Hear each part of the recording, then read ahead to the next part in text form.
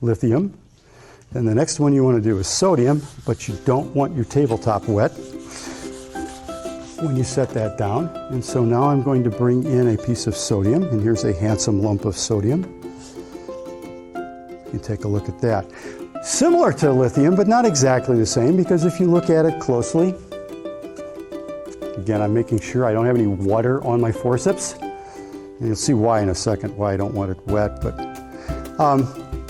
here's my piece of sodium. Nice looking little chunk. It also isn't shiny. It's got a kind of a dullish white coating on the outside. The lithium had a black coating. But let's see what it looks like if we take that piece and scrape some of that coating off the outside. And I think you can see that it's shiny underneath. And I doubt you can tell the difference, but this one actually gets dull faster. I mean, the reaction is really quick with the atmosphere.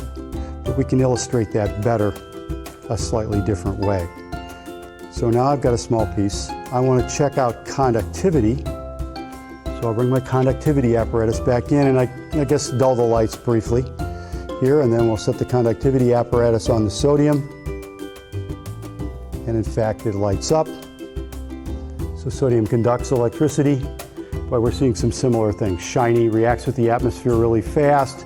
In terms of malleability and ductility, I can actually squash this with my forceps. It'll smash, but it's really easy to cut it. You can see how easily the knife goes into the piece of sodium, and I can bend it off to the side. So sodium is very soft, quite malleable, quite ductile, and so very similar to lithium, but maybe even a little bit more so in many of its characteristics, but very, very, very much the same. So, of course, then we want to take a look at its reaction with water. And this time I'm going to do this in a Petri dish, a little bit smaller setup. If you were doing this in a situation in your classroom where your students were somewhat close by, I'd move them away, or I'd get an explosion shield. For our audience, I would appreciate those of you guys in the front row, and you're pretty far away, to put your goggles on just in case. There is an outside chance, a very far outside chance, that it could splatter. The great thing about getting sodium at these size chunks is that they've been pre-cut, pre-measured to come up with the right size that's not going to give you a problem. When I first started doing these demonstrations, I learned how big a piece to cut by trial and error. After destroying some beakers and some other odds and ends, I found out about how big a chunk I could use.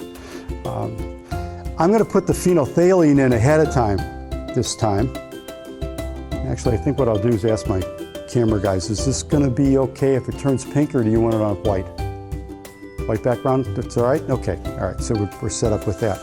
All right, so now what I'm going to do is I'm going to take this piece of sodium, I'm going to drop it in, and I'm going to see what it does in the water and see if it's similar to what lithium was like. So again, I'm really interested in the periodicity here. This is an active metal, so we'll take that sodium and drop it in. I'll get out of the way. And that was pretty cool. Fast reaction. Very fast reaction, actually. And as you can see, it turned pink. Okay. You can take your glasses off if you want. Wow, same reaction.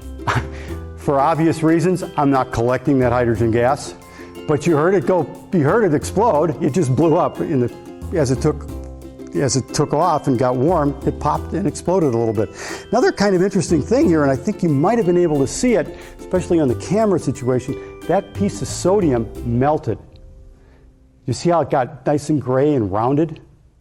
It actually became a molten chunk of sodium on top of there as it moved around. Something else that's not real obvious, sodium's density is slightly less than 1. It actually floats on water.